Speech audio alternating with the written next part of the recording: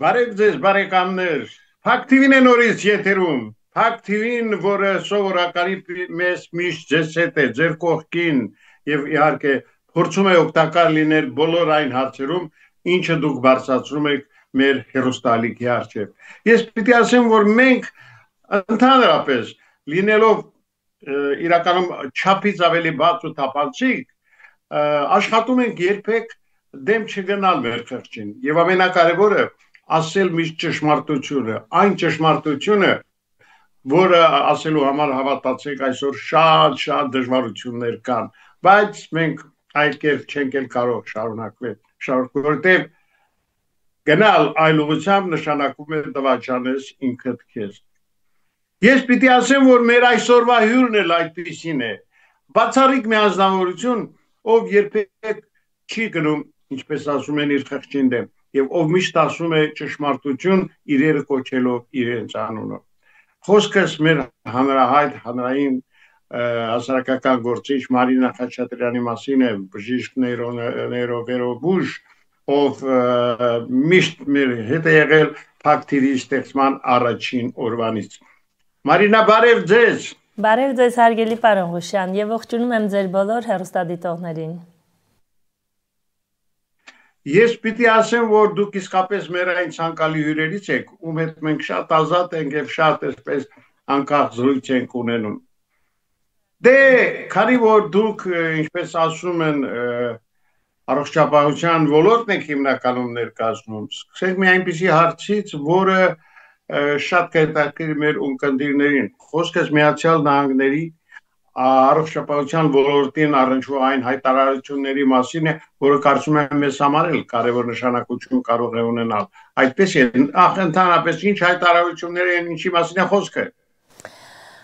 Շատ կարևոր հարց եք բարձրաձայնում եւ այս հարցի շուրջ Հայաստանի ուրեմն ԶԼՄ-ները լուռ են, այս հարցի շուրջ չի խոսվում Հայաստանում եւ այս հարցի մասին 1-2 հոգի է, որ բարձրաձայնում է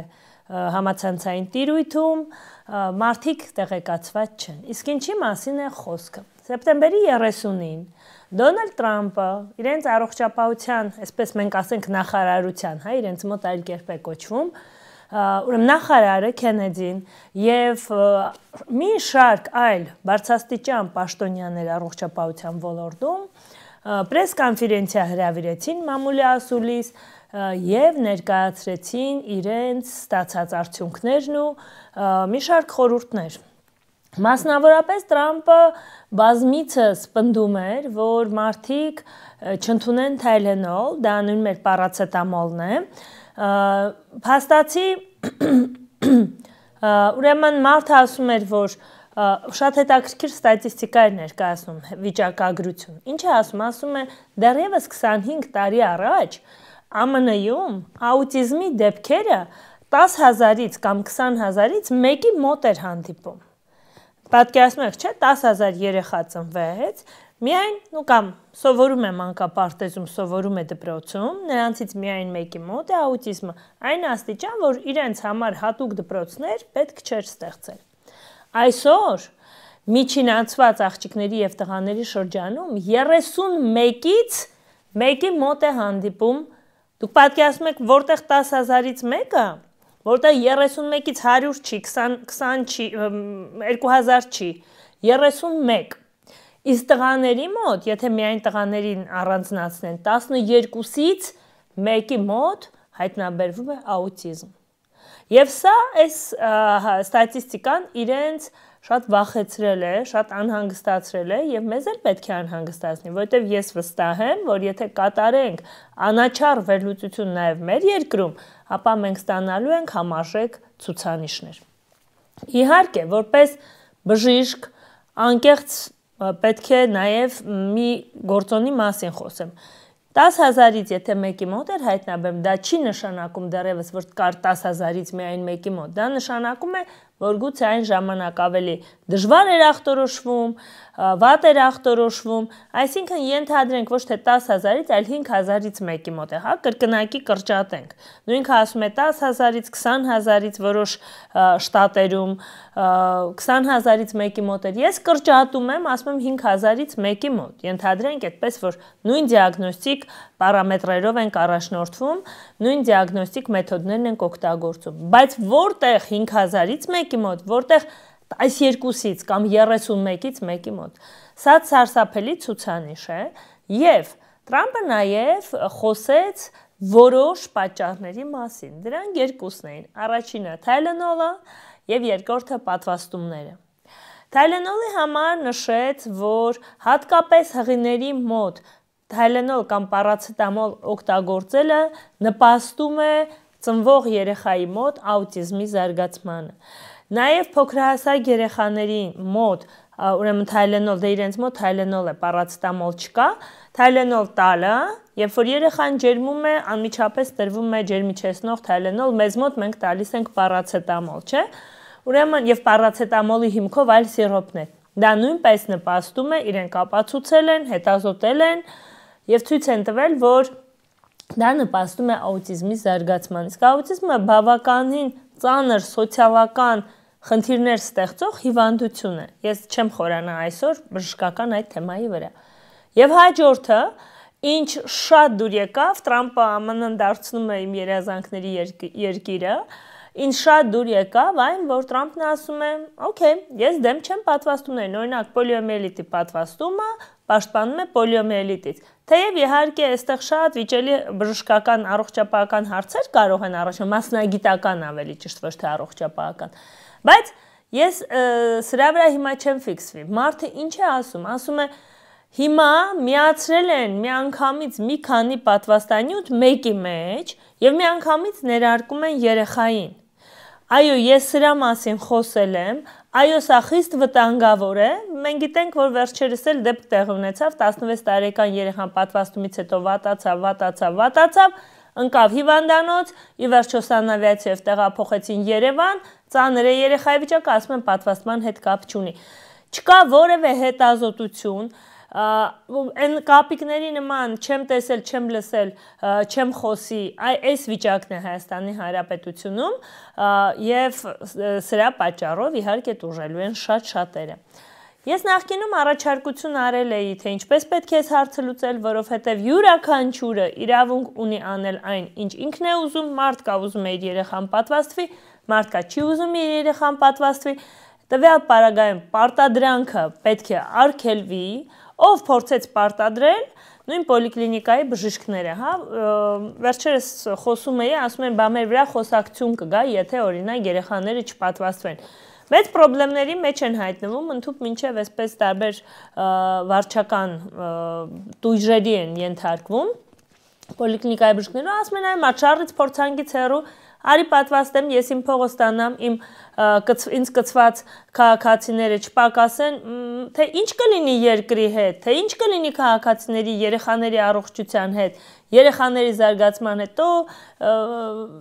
ինչ ուզում է թող լինի, մոտավորապես, հա, շատ մեղմ եմ փորձում արտահայտվել։ Եվ փաստացի ԱՄՆ առողջապահական համակարգը հիմա լուրջ քայլեր է ձեռնարկում եւ ես խոստանում եմ իմ հետևորդներին,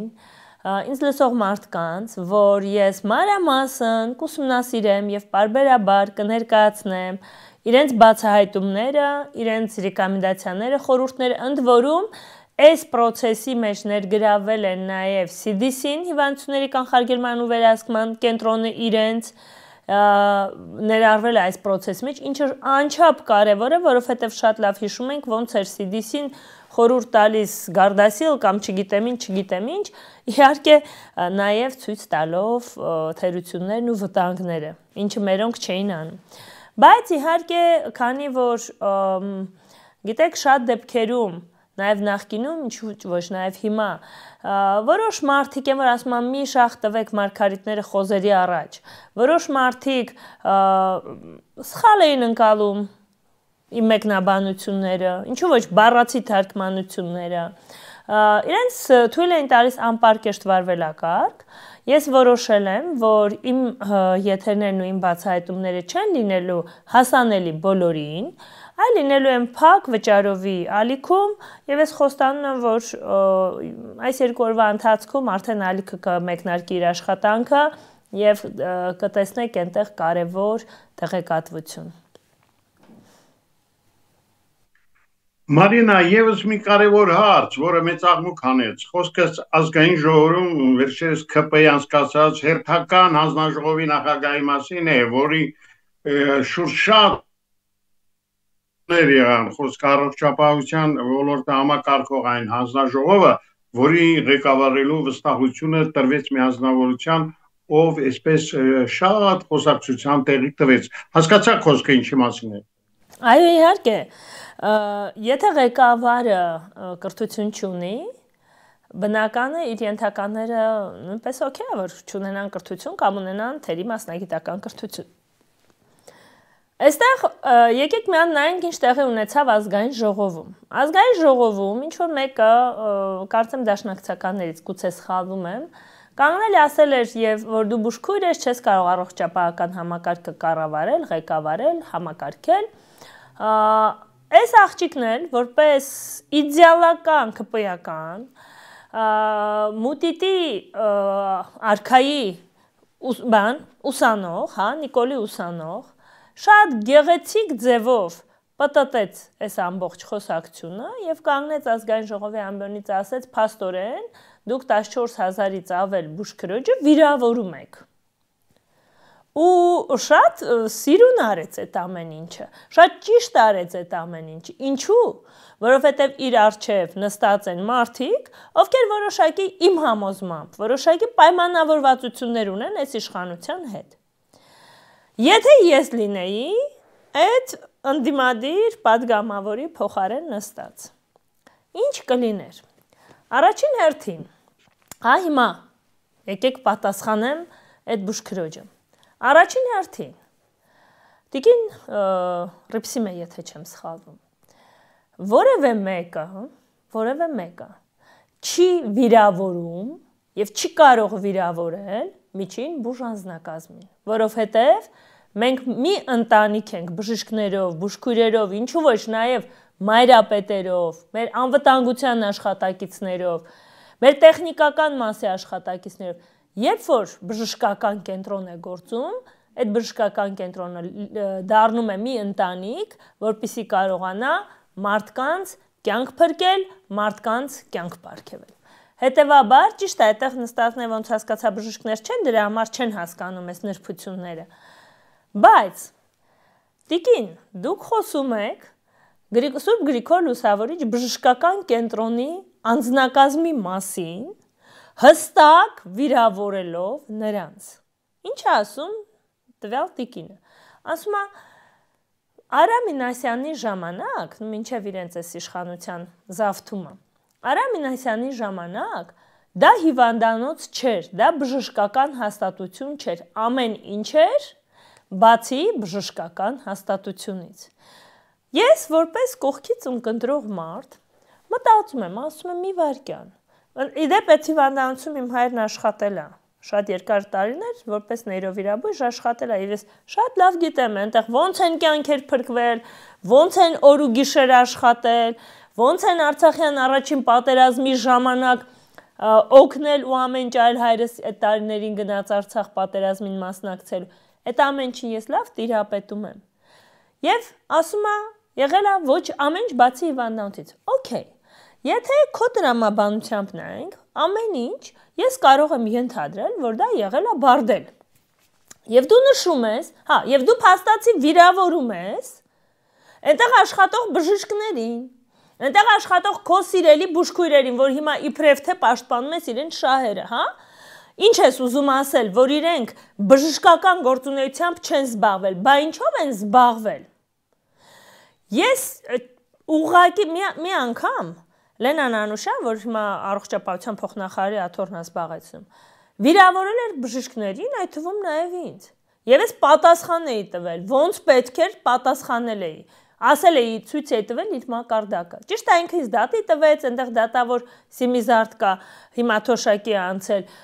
ինձ բավական մեծ գումար տուգանեց, հա, իր վճռով, ուղարկեցի, որ Նանուշյան Լենան գնա վայելի։ Հասկանում եք, բայց ես չվաճառեցի կամ առա սույն տիկնոջը։ Փող տվեցի, առա, բայց երբեք կուլ չտվեցի, որ ինձ կամ բժշկական հարությանը որևէ մեկը վիրավորի։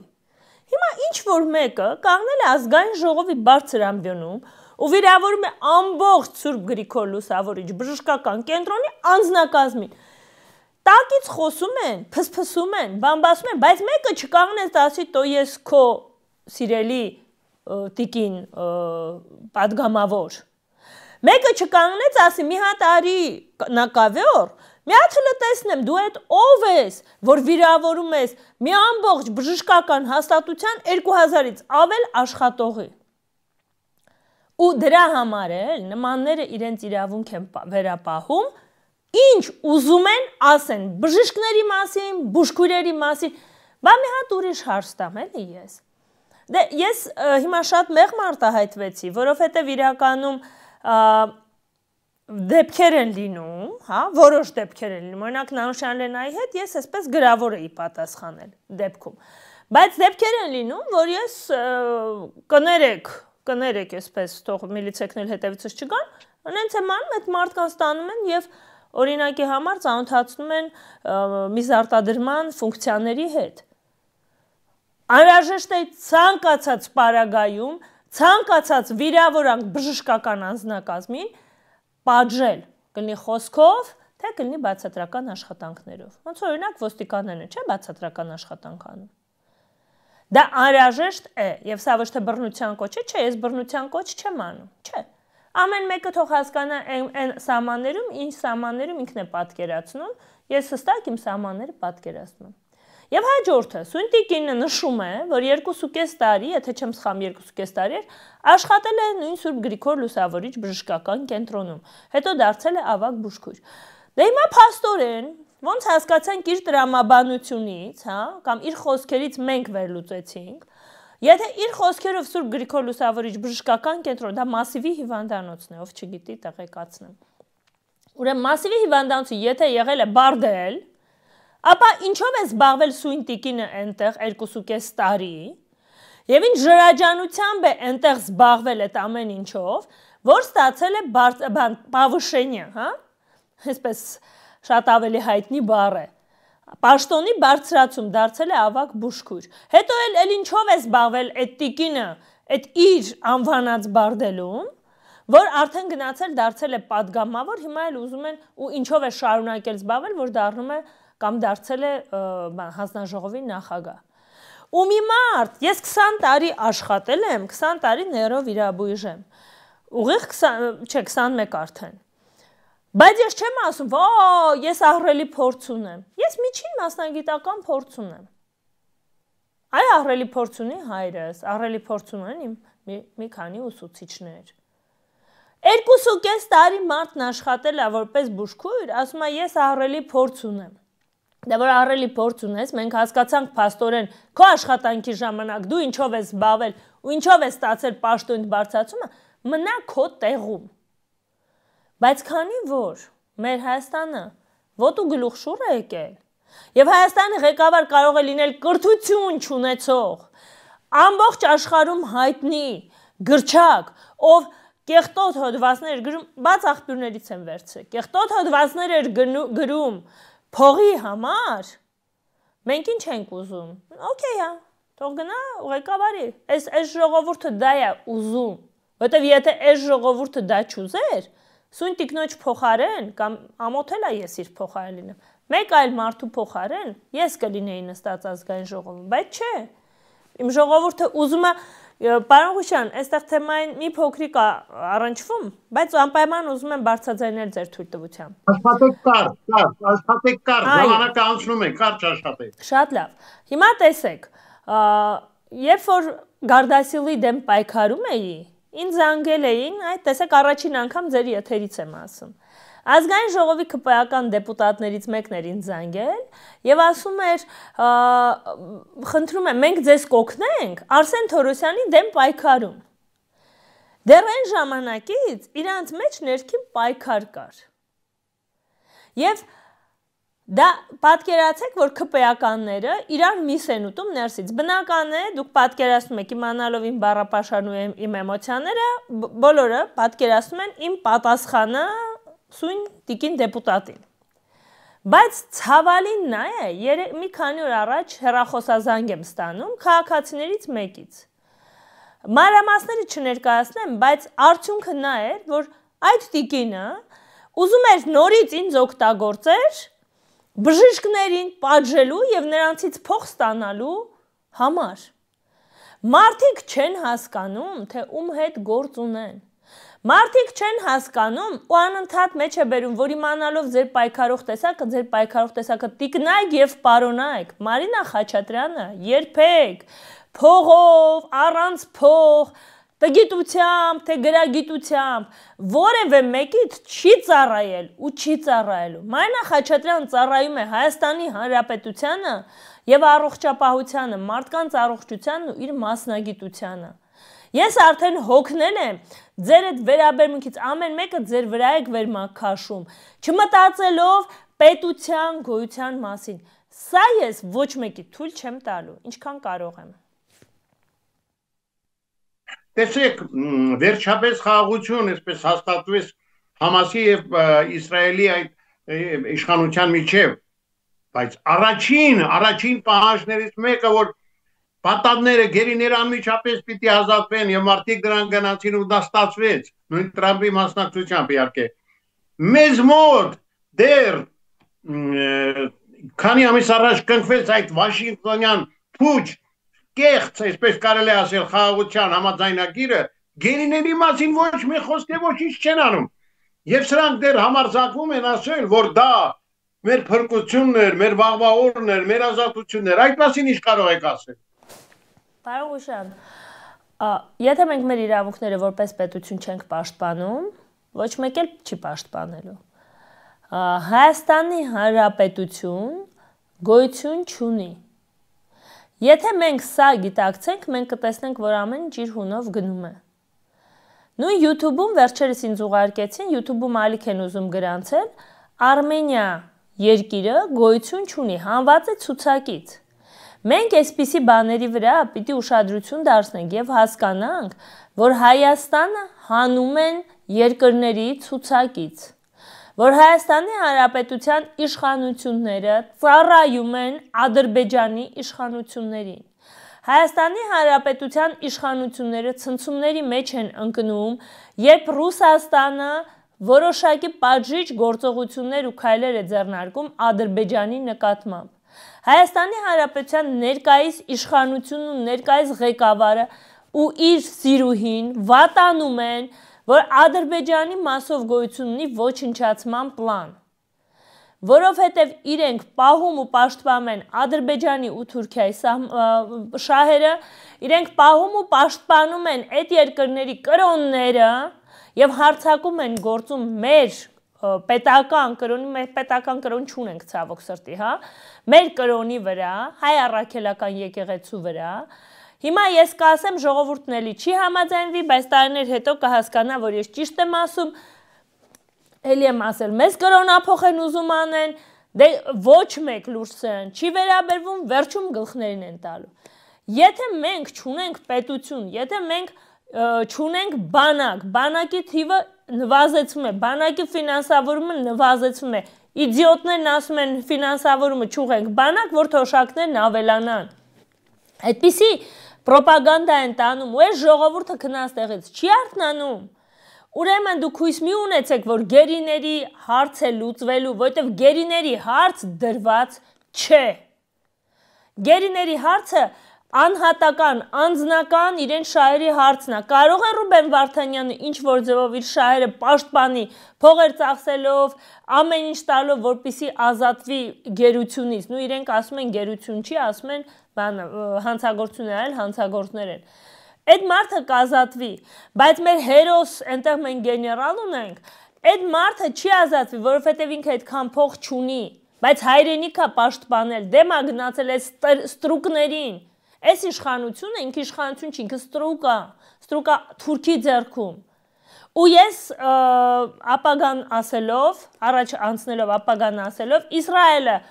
միանշանակ Թուրքիային հերն անիծելու են ու Իսրայելի ձեռքով է դա արվելու, Քուրդը էլի իր շահն է ունենալու, մենք մեր շահը չենք տեսնում, չենք ձևակերպում, քայլեր չենք ձեռնարկում։ Մենք որպես պետություն ոչնչանում ենք, այս մեր ԱԱԾ-ն սիրուն ձևով նստած իր սոցփաթեթներից է օգտվում։ Մեջը իհարկե նորմալ մարդիկ կան, որ հասկանում են այս իմ խոսքերի լրջությունը, դեռ ավելի շատ բան գիտեն, գլխներին են տալիս։ Բայց ոչ մի քայլ չեն կարող ձեռնարկեն, որովհետև պետությունը ուղն ու ծուծով վաճառվել է թշնամուն, նվիրվել է թշնամուն, որովհետև նախկին այդ մեր քաղաքականությունը ու քաղաքական գործիչները մեծամիտ են եղել, սխալ են վարվել մարդկանց հետ, չի կարելի մարդուն սարքել աբիժնիկ։ Նիկոլը աբիժնիկա, դրա համար է ոչնչացնում մեր երկիրը։ Նույն այդ առողջապահության հանձնաժողովի ղեկավարը ըստ երևույթին աբիժնիկա, այդ հանձնաժողովը, որ նշանակում են, ըստ երևույթին ենթադրում եմ աբիժնիկա, ու դուք տեսեք ինչ սարսափելի բաներ են տեղի ունենալու։ Մեր գերիների հարցը հանված է օրակարգից, այտենց օրակարգ չկա, մենք ինչքան էլ բղավենք, մեզ լսող չի լինելու։ Մեզ լսող չի լինելու, որովհետև մարդիկ ցավոք սրտի Հայաստանի Հանրապետության քաղաքացին դրանում իր շահը չի տեսնում։ Նա չի ուզում հասկանալ, որ եթե այսօր չլուծվեց այդ գերիների հարցը, վաղը ինքն է գերի ընկնելու եւ իր վրա նույնպես թքած են ունենալու։ Իր կողքի ապրող հարևանները։ Եվ այստեղ գիտեք, միան շատ սխալ մոտեցում էլ կա։ Մենք ներքին խնդիր ունենք, որը չենք լուծում։ Ուզում ենք արտաքին խնդիրները լուծել, չի լինելու։ Նույն արմ կոմեդին, հա, տեսեք, ինձ վերջերս չեն անդրադարձել եւ երևի թե փառք Աստծո։ Անդրադառնում են ազգային ժողովի ամբիոնից էմոցիոնալ ելույթ ունեցող մի տիկնոջ, ով ասում է ես եմ ազգի էլիտան, չեմ էլ ճանաչում այդ տիկնոջը։ Էական էլ չի։ Ինքը բուդդիստ է, քրիստոնյա է, ինչը։ Այդ մարդն ասում է եկեք փրկվենք։ Ծաղրում ձեռ են առնում այդ մարդուն։ Ծաղրում ձեռ են առնում Արման Թաթոյանին, ծաղրում ձեռ են առնում, չգիտեմ, մնացածին, Սամվել Կարապետյանի այդ շրջապատից։ Ներեցեք հենց նյարդայնում ես հազուց բռնում եմ։ Ու հասկանում եք, այդ ձեռ առնելով մարդկանց հետ են պահում իրենց պայքարի ճանապարհից, չի կարելի, որովհետև եթե մենք դնենք ու սկսենք ծաղրել նույն արմ կոմեդիի տղաներին, իրենց անունները, իրենց պրիչոսկաները, իրենց հագ ու կապը, իրենց խոսելաոճը, այն որ իրենք հաշվի չեն առնում, որ իրենց ծրագիրը կարող է երեխաներ նայեն եւ անպատկար խոսքեր են օգտագործում։ Հա, եթե մենք դնենք մի հատ քրքրենք, տեսնենք ովքեր են իրենց հովանավորներն, ինչ կապեր ունեն ԿՊ-ի հետ եւ մնացածի հետ, մի հատ դնենք, չի կարելի, բոլորը կարող են դա անել։ Բայց երբ որ դուք ծաղրում ձեռ եք առնում մարդկանց, ովքեր ինչ որ ձևով ուզում են պայքարել երկրի համար, դուք այդ մարդկանց ի սկզբանե գլխատում եք ու պահում պաշտպանում եք այս թրքամետ իշխանություններին։ Մեր խնդիրը մեր ներսում է, պարոն Ղուշյան, մենք պիտի լուծենք մեր խնդիրը։ Ու ինձ համար հետաքրքիր չի Համասը, Պաղեստին, չնայած Պաղեստինում գենետիկորեն հայերին նման մարդիկ են ապրում։ Մենք այդ ամբողջ տարածքները մենք ենք եղել, այսպես ասած, հա, ուրիշ բան, որ ուրիշ կրոն ու ուրիշ լեզու ունեն։ Ինձ հետաքրքիր չի այնտեղ, ինձ հետաքրքիր է նա, որ նույն մեր գերիների հարցը լուծելու, մեր առողջապահական խնդիրները, սոցիալական խնդիրները լուծելու համար մենք պիտի ունենանք ազգամետ իշխանություն, պետականամետ իշխանություն, ոչ թե ինչ-որ ստրուկներ, ոչ թե ինչ-որ իմբեցիլներ, բայց իմ ժողովուրդը դա է ուզում, ես անճար եմ, անզոր եմ իմ ժողովրդի դեմ,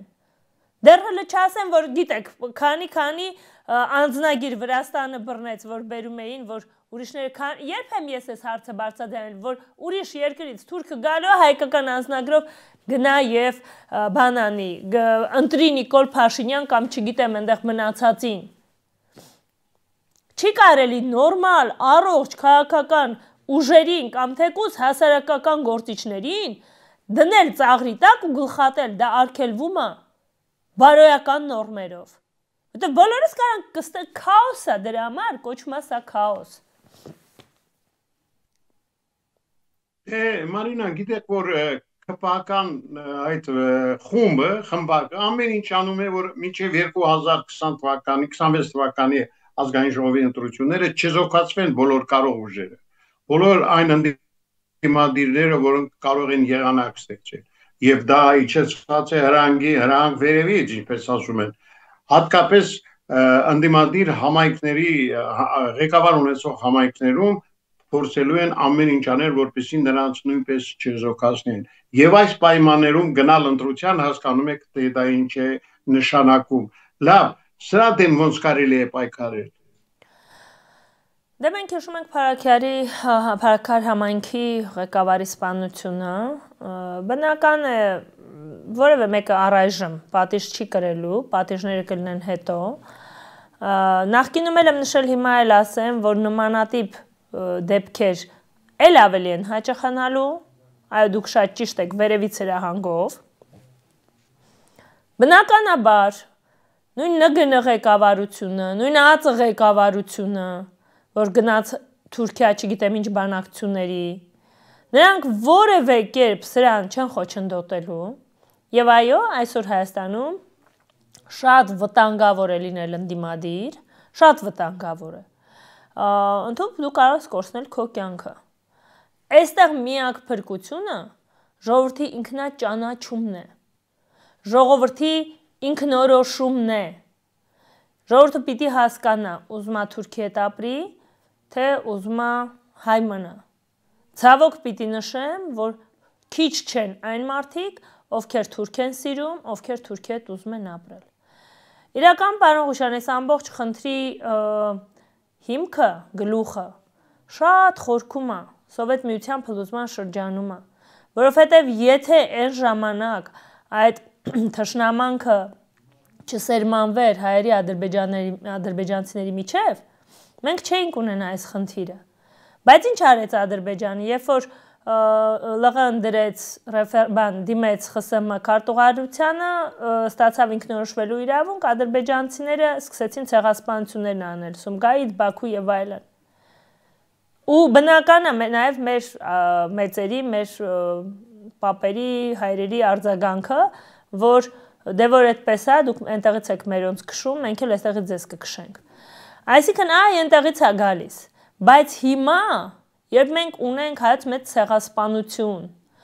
երբ մենք ունենք Արցախյան այս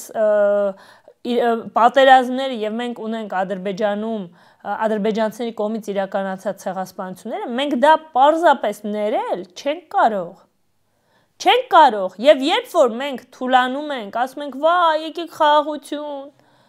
վա, ինչ կլինի, մենք խեղճ ու կրակ ենք, ադրբեջանցին ասում է, դե որ խեղճ ու կրակ ես, դու գոյություն ունենալու իրավունք չունես, ու սպանդը էլ ավելի է շարունակվելու ու խորանալու։ Ու այս մեր ժողովուրդը, եթե ոտքի չկանգնի, չի ստացվելու ոչ մի բան, բայց ոնց ինչ է նշանակում ոտքի կանգնել, ոտքի կանգնել չի նշանակում գնալ ցույցերի։ Այդ ամեն ինչ այո կազմակերպող է պետք, բայց մեկը վերակենում, որ կազմակերպի, նույն արմքոմեդին կամ ես իմ ովքեր սկսում են ծաղրել, իսկ ծաղրը շատ լուրջ գործիք է, շատ լուրջ գործիք է։ Մարդկանց հասկանում եք, օրինակի համար ես բանի տեղ չեմ դնում, երբ որ ինձ ինչ-որ բաներ են գրում։ Ուղղակի բլոկ եմ գցում, որովհետև համացանցում ես գրում, մի հատարի իմ առջև կանգնի, տեսնեմ ինչ կարող ես ասել։ Այո, մի ժամանակ երեխաս նեղվում էր, հետո հասկացա, որ մի րոպե հələ, էտումից եմ նեղվում։ Հասկանում եք, աշխատում են երեխաների վրա։ Աշխատում են այդ երեխաներին տանեն, դաստիարակեն իրենց նման թրքասեր, թրքամետ, ամբարո։ Այն օր 18 տարեկան տղա երեխա էր, գոմիկ էր։ Տերի Աստված, որ տարիքից են այդ երեխուն փչացրել, ու ամբողջ ընտանիքը ոնց հասկացա փչացած էր։ Որևէ մեկը խոսում են էթիկայից, խոսում են հեռուստատեսային, չգիտեմ ինչերից, ցենզուրայից։ Ես էլ եմ խոսում իհարկե։ Բայց որևէ մեկը ընտանիքի խնդիրը ռեալ չի դնում լուծի։ Այդ դրա համար Այո, մեզ Պուտինի նման ղեկավար է պետք, որ ձեռը խփի սեղանին, ասի երկու սեռ ունենք ու վերջ, մնացածը տրադեղակ։ Մեզ Տրամպի նման ղեկավար է պետք, որ ձեռքը խփի սեղանին, ասի մի վարքյան հələ, այս ինչ փորձեր եք անում իմ ժողովրդի վրա։ Բայց այդպիսի ղեկավարներ մենք չենք ունենալու, որովհետև մենք ազատամիտ չենք, մեր քիչ տոկոսն է ազատամիտ։ Մեր մեծամասնությունը ստրկամիտ է, վայ, ամոթա, մի բան եղավ, հարևանը չիմանա, այդ գիտեք մի հատ անեկդոտ կա, որ ասում է բանը, տեքրս եկավ մտավ ծոցս, բայց բանը, ես բերանս փակեմ, հանկարծ հարևանները չիմանան։ Տենց մի հատ անեկդոտ կա, գուցե մի քիչ աղավաղված եմ պատմում։ Հիմա սրանցն է։ Տեքրը եկել է մտել է ծոցներն, ինչ ուզում են անում են, բայց ձեն չեն հանում, չեն վերկենում փոփոխություն անեն, դրա համար մեզ Անդրանիկ է պետք, որ տարավ դավաճաններին հանեց շպրտեց ձորը գցեց, ասեց դուք ապրելու իրավունք չունեք, որի շնորհիվ մենք գոյություն ունենք։ Դրա համար մեզ նժդեհա պետք, որ չներես դավաճաններին, բայց ինչ արեցին այդ մարդկանց գլուխն էլ կերան։ Ինչի կերան, որովհետև ժողովուրդն իրան շուրջ չհամախմբվեց։ Որովհետև ժողովուրդը սիրում է քաղցր խոսքերը։ Հիմա եթե ես կանգնեմ, նույն, գիտեք, այնքան էլ քննադատել եմ, նույն Արման Թաթոյանի նման քաղցրիկ մեղմիկ խոսքեր ասեմ, իմ շուրջ ավելի շատ մարդ կհավաքվի։ Բայց դե ինչպես տեսնում եք, պայքարը ստիպված եմ շարունակել իմ ոճով եւ հույս ունեմ, որ շատերը կըմբռնեն, թե ինչ եմ ասում, ինչու եմ ասում։ Շնորհակալություն Մարինա, շատ շնորհակալ եմ մեր այսօրվա հանդիպման համար եւս իհարկե համամիտ եմ ձեզ հետ ամբողջովին եւ պիտի ասեմ, որ այն պայքարը, որը դուք տանում եք, իզուր չի անցնելու։ Իհարկե Մարինա Խաչատրյանի նման այսպես նվիրված անձինք շատ քիչ են այսօր, բայց նա այն անձնավորություններից է, ով մտածում է երկրի, իր ժողովրդի վաղվա օրվա մասին եւ եթե ինչ որտեղ շատ այսպես կարող է սուր բնութագրումներ տալու այս կամ այն քաղաքական գործին։ Մի նեղացեք, որտեղ մարդը ասում է ճշմարտությունը, իսկ այսօր ճշմարտությունը ասել է, կրկնում եմ, իսկապես նաեւ ինքնատիպ հերոսություն է։ Սիրելի բարեկամներ, մնացեք լավատես, այսպեսին էր երկուշաբթին Մարինա Խաչատրյանի եւ մեր բոլորի համար։ Ցտեսություն։